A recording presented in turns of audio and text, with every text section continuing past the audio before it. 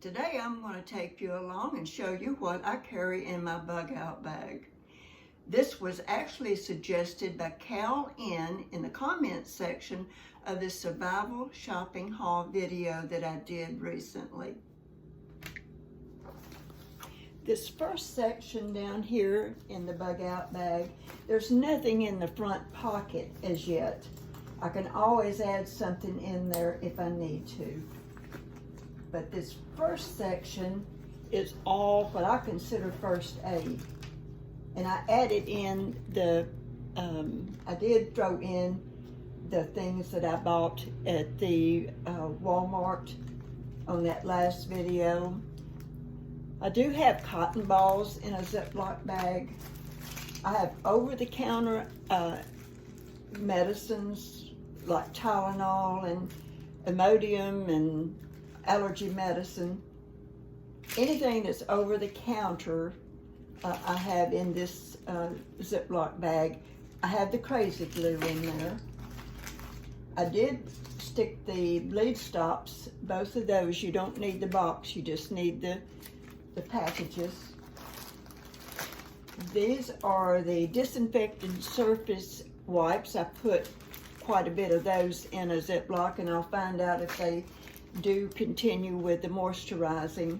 These are the 7 gloves that I threw in there. There's nothing in that section. I have thyroid medication. I have a few pills of that. I have the allergy relief medicine that's in a Ziploc bag. I have the anti-itch cream. I have a homemade first aid kit that has Band-Aids, first aid cream, and I think there's like a Q-tip or 2 down in the front. Yes, I do have those. I may need to replace them. And there's some more first aid cream. There's a couple of packs of that. You can make them as elaborate as you want to.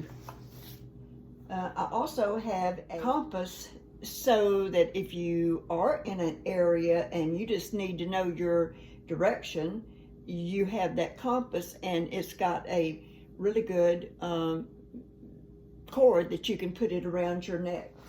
The other thing I have is an old mirror, so if I need to try to signal someone to get their attention, I'd be able to do that. And that's all that's in that section. There's nothing else except a raisin. An old raisin. I haven't cleaned this out in a while. As you see on the sides, I do have water bottles. So, and I do have another one the same height as this one here. I'm going to find it, and I've been using this smaller one also, but I'm going to get the larger one because I need it the weight evenly distributed. And you could even put something down in there if you needed to. It wouldn't be as protected, but at least it's in there. And this is just some napkins and paper towels that I've had in there. And a washcloth. Because if I don't know how long I'm going to be gone, I may need a washcloth to kind of refresh myself. I do have like a little notebook, which I'm going to find a smaller type where it's not so heavy. That's kind of heavy. And that's the anti-itch cream, and it actually, I think I just threw that in there. It actually needs to go down in here. I don't remember everything I've got in here, so just bear with me. All right, there's nothing in that mesh section. Now, I do have foods in here, and let me see what I have. This is a life straw, which is very important in case you don't have enough water. So if I happen to get caught out in a disaster situation, I definitely would need the washcloth to refresh myself, maybe to just wipe my face. I have, now this is something that I've had in there. It's some artificial sweetener, pepper and salt, and a plastic fork, which I may redo that. I would like just foods in here. So a dried fruit.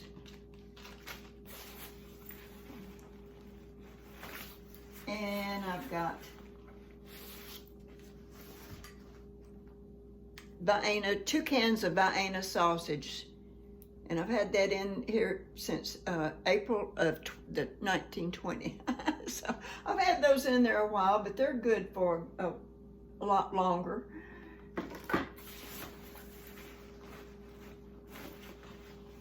Whoops, there's no more food, so I'm going to have to see something about some lightweight food, maybe some of that I saw on the shopping haul, survival shopping haul video. Go back and get some of those ice cream sandwiches that are lightweight, even though it's not food I'm supposed to be eating. So, but you need something that's a snackable type food.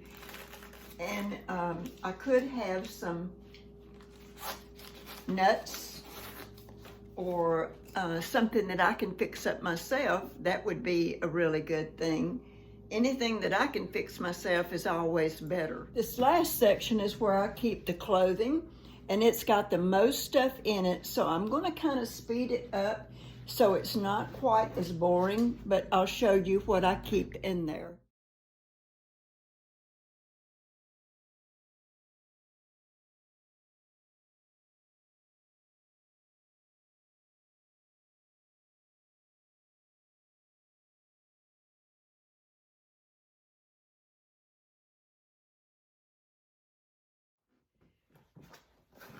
My bug out bag will weigh anywhere from 14 pounds to 16 pounds, depending on what I put into it. That is 6 to 8 kilograms. The one thing that I did realize, I need to practice carrying this on my back. I'm used to putting it in my car. What if I have to abandon my car? I'm always trying to think outside the box of what ifs. On a table, I don't even know if I can do it from the table. I'm so used to picking it up from the floor. But you can see, if you practice picking it up from the floor, it's heavy. And if you had to walk a little ways with this, I don't even know if I could go a mile with this on my back. And so what I have been doing for the last several days, I have been practicing by getting this put on. And it's no easy feat for me. I'm 5'1". And I'm out of shape as far as lifting. I walk a lot. I walk about anywhere from 3,500 steps a day to 5,000 steps a day. But you need to have muscle, and I'm working to build my muscle up right now. As we age or we sit around and we don't do as much, or we're doing things at a computer, which I do quite a bit at a computer, you're going to lose muscle. But you can see on this, the one thing it will do, it'll make you stand taller. But you've got to practice, but you're having quite a bit of weight. It's just like the people who are in the service, the armed services. They have to practice carrying their heavy backpacks. And I mean, they have a heavy backpack. And anybody knows if they go backpacking in the mountains, the woods, or whatever, and by the time they put all that apparatus on them, it weighs a lot.